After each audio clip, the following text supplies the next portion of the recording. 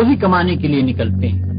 اس کام میں بہت سے مواقع ایسے بھی آتے ہیں جن میں حرام کا مال کافی آسانی کے ساتھ آپ کو مل سکتا ہے۔ اگر آپ نے خدا سے ڈر کر وہ مال نہ لیا اور صرف حلال کی روٹی کما کر لائے تو یہ جتنا وقت آپ نے روٹی کمانے پر صرف کیا یہ سب عبادت تھا، اور یہ روٹی گھر لا کر جو آپ نے خود کھائی اور اپنی بیوی، بچوں اور خدا کے مقرر کیے ہوئے دوسرے حقداروں کو کھلائی، اس سب پر آپ اجر و ثواب کے مستحق۔ ڈاکٹر اگر مریض کو اچھا نہ کر سکے تو کہتے ہیں کہ وہ علاج میں ناکام ہوا۔ کسان اگر فصل پیدا نہ کر سکے تو کہتے ہیں کہ وہ زراعت میں ناکام ہوا۔ اسی طرح اگر آپ اپنی زندگی کے اصل مقصد یعنی عبادت کو پورا نہ کر سکے تو کہنا چاہیے کہ آپ کی ساری زندگی ہی ناکامیاب ہو گئی۔ اس لیے میں چاہتا ہوں کہ آپ لوگ پورے غور کے ساتھ عبادت کا مطلب سنیں اور سمجھیں اور اسے اپنے دل میں جگہ دیں، کیونکہ اسی پر آپ کی زندگی کے کامیاب یا ناکام ہونے کا انحصار ہے۔ عبادت کا لفظ عبد سے نکلا ہے۔ عبد کے معنی بندے اور غلام کے، اس لیے عبادت کے معنی بندگی اور غلامی کے ہوئے۔ جو شخص کسی کا بندہ ہو، اگر وہ اس کی خدمت میں بندہ بن کر رہے اور اس کے ساتھ اس طرح پیش آئے جس طرح آقا کے ساتھ پیش آنا چاہیے تو یہ بندگی اور عبادت ہے۔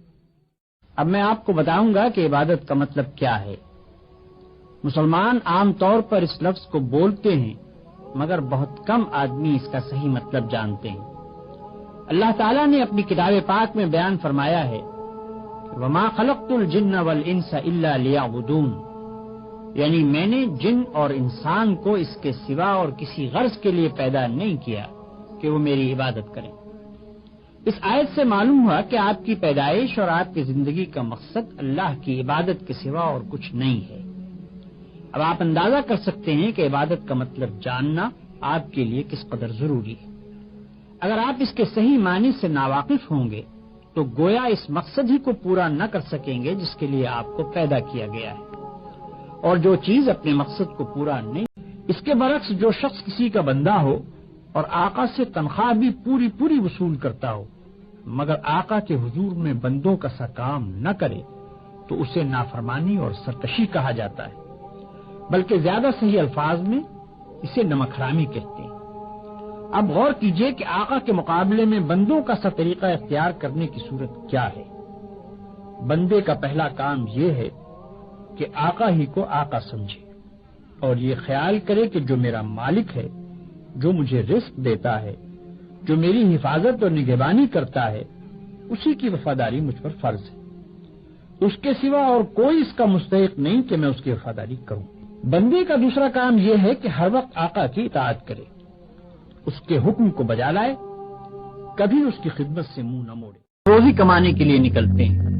اس کام میں بہت سے مواقع ایسے بھی آتے ہیں جن میں حرام کا مال کافی آسانی کے ساتھ آپ کو مل سکتا ہے۔